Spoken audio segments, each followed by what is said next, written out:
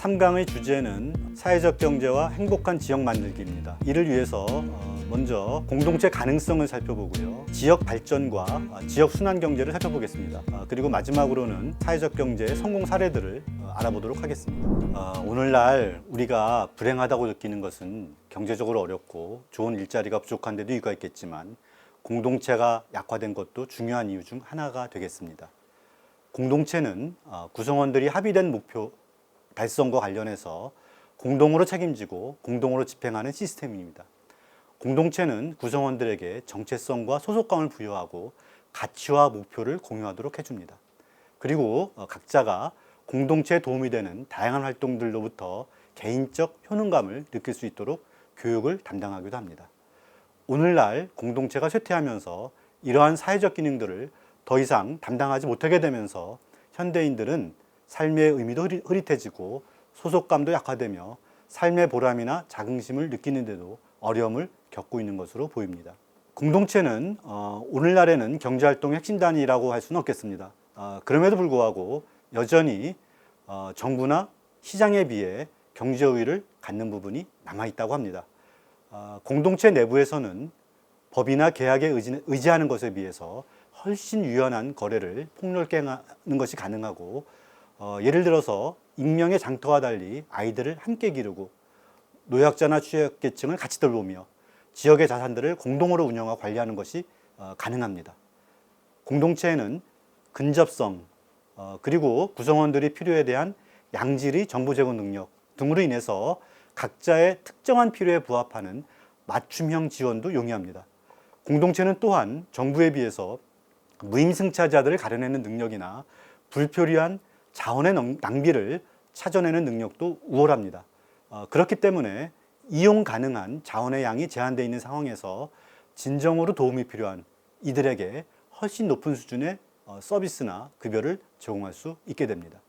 이러한 공동체 중에서도 오늘날 특히 강조될 필요가 있는 공동체가 바로 지역 공동체가 되겠습니다. 지역은 공동의 문화적, 역사적 전통을 가지는 사람들을 중심으로 구성이 되며 근접성 및 반복적 교류로 인해 양질의 인간관계는 물론 효과적인 자원 배분이 가능한 토양입니다. 사람들은 지역 공동체 내의 다양한 활동들에 참여함으로써 자신의 삶과 인생을 스스로 결정하고 통제한다는 효능감을 경험하며 지역 차원에서 제공되는 공공 서비스의 품질 개선에도 기여하게 됩니다. 건강한 지역 공동체는 공동체 유대를 강화하는 활동들을 수행할 기회를 제공함으로써 시장과 국가에 의해 잠식된 영역들을 회복시켜 주기도 합니다. 건강한 지역 공동체는 국가와 대자본의 유착을 막고 부패와 정실의 온상을 제거하며 시장 경제의 온기를 불어넣을 수도 있습니다. 앞으로 많은 일자리가 자동화되더라도 양질의 관계, 이웃과의 교류, 집단의 소속감, 다양한 사회적 활동에 관한 필요와 욕구는 지속될 것이며 이러한 필요와 욕구를 충족시키는 과정에서 좋은 일자리가 새롭게 생겨날 수 있을 것입니다. 그러나 국가 간, 지역 간 경쟁이 심화되는 상황에서 지역의 자원이 외부로 계속 빠져나가게 만드는 강력한 원심력이 작동하고 있습니다. 그런 상황에서는 공동체 안에서 좋은 일자리가 만들어지는 그런 가능성이 현실화되기 어려울 것입니다. 외부로부터 작동하는 원심력의 힘이 셀수록 공동체 내부의 잉여는 줄어들고 지역은 쇠퇴할 것입니다. 이러한 상황에서 양질의 관계와 공동체 활동으로부터 느낄 수 있는 그런 효용이 주민들에게 매력적으로 다가가고 그들의 행동을 바꿀 수만 있다면 이러한 힘들은 지역 공동체를 회복하고 키울 수 있는 강력한 구심력이 될 수 있을 것입니다. 이러한 구심력을 제공해 주는 것이 지역민들이 적극적으로 만나고 활동하는 장이 될 수가 있고 이러한 만남과 활동의 장이 바로 풀뿌리 조직이나 사회적 경제 조직이라고 할 수 있겠습니다. 이어서 지역의 발전에 관한 상반된 두 시각을 한번 살펴보겠습니다. 전통적 관점은 지역의 발전을 GDP의 양적인 성장이나 지역 내에서 이용 가능한 재화나 서비스의 단순한 증가로 이해하고 발전 전략의 초점도 외부로부터의 자금 유입이나 대기업의 해당 지역 유치에 맞추는 경향이 큽니다. 이러한 관점은 대규모 기업들이 들어오면 지역민들을 직원으로 채용하고 부품이나 원자재를 공급하는 중소규모 공장들까지 같이 유입되며 이들 업체에 고용된 사람들의 소득이 지역 내에서 소비되어 지역 경제가 발전하리라는 기대를 반영합니다.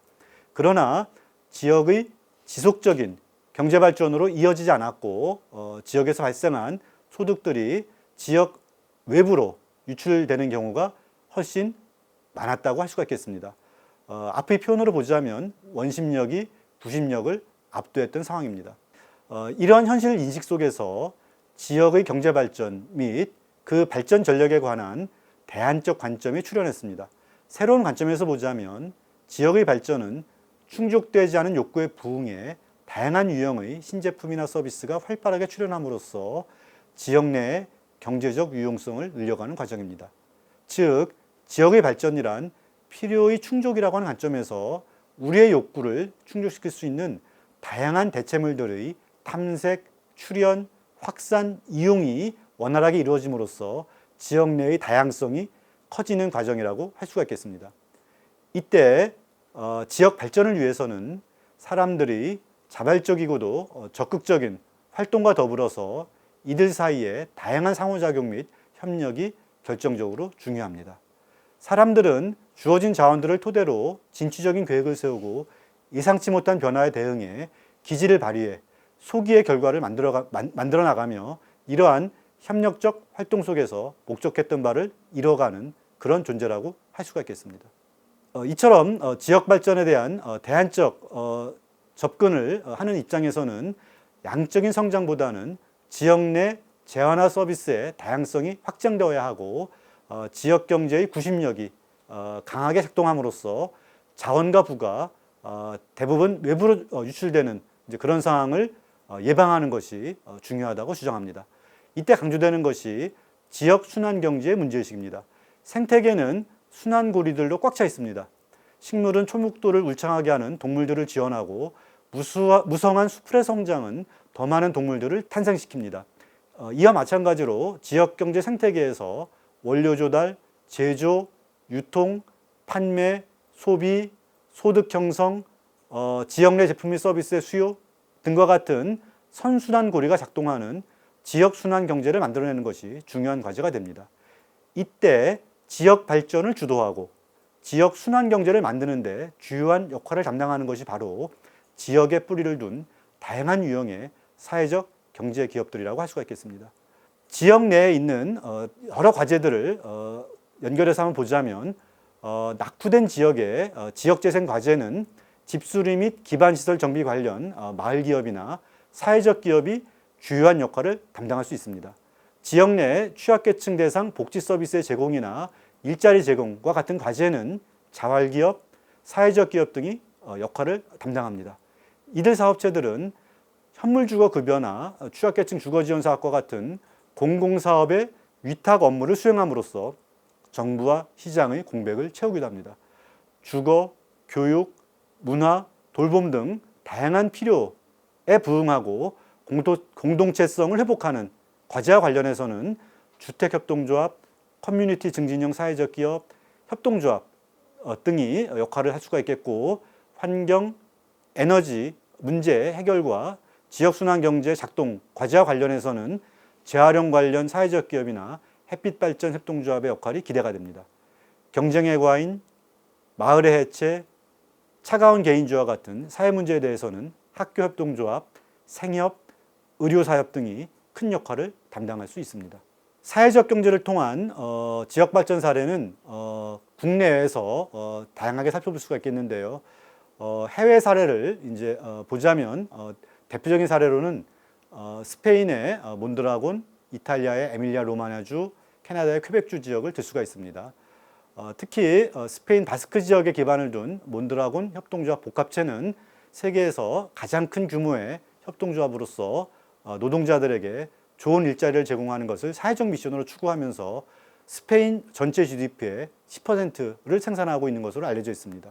이탈리아에서 가장 못 사는 지역이었던 에밀리아 로마냐 지역은 협동조합 기업을 중심으로 다수의 독특한 산업지구를 형성하면서 중소기업들과 협력을 통해 지역 경제를 발전시킨 모델이 되겠습니다. 이 지역은 네트워크와 시스템을 통해서 제조업 분야 소규모 기업들을 세계적인 경쟁력을 갖는 사업체들로 발전시켰는데요. 특히 협동조합 간의 협동 원칙을 통해서 경쟁력을 확보한 대표적인 사례라고 할 수가 있겠습니다. 구례는 지방정부와 소비자 생활협동조합의 유기적 협력을 통해서 지역경제의 활성화 및 소비자협동조합의 경쟁력 강화를 동시에 실현한 대표적인 성공 사례입니다. I급 소비자 협동조합이 구례에 세운 자연드림파크의 실험은 사회적 경제가 협동조합 방식으로 클러스터를 만들고 우리나라의 비수도권 지역에서 경제적, 사회적 문제를 해결할 수 있는 가능성을 제시한 것으로 평가되기도 합니다. 전북 완주는 로컬푸드 중심의 커뮤니티 비즈니스 사업을 중심으로 여러 마을들을 연결시켜서 지역 순환 경제를 구축한 훌륭한 사례라고 할 수 있습니다. 지역에서 생산된 안전한 먹거리의 안정적 공급과 유통으로 농가의 소득 안정을 꾀하고 지역 농업 및 지역 사회의 지속 가능성을 확보한 완주 로컬푸드의 경험은 민관의 유기적 협력이 바탕이 된 커뮤니티 비즈니스의 성공 사례로 꼽힙니다. 네, 다음으로 주민주도 시민참여 대표 사례들도 살펴보겠습니다. 1990년대 초반에 출범한 안성의료사회적 협동조합은 주민주도로 양질의 의료 서비스를 확보하고 지역 전체의 의료복지 수준을 높이는 데 기여한 대표적인 사례입니다. 안성 인구의 약 13%가 의료협동조합의 주인이자 고객이며 의원, 한의원, 치과 등 다수의 의료기관을 운영하고 있습니다. 주민 참여와 시민 역량 강화를 통해 지역 공동체를 복원한 대표적인 사례로는 서울 성미산 마을을 들 수 있습니다. 성미산 마을은 행정구역 명칭이 아니라 마포구의 성산, 서교, 망원, 연남동 일대의 크고 작은 수십여 개의 네트워크를 지칭한다고 합니다.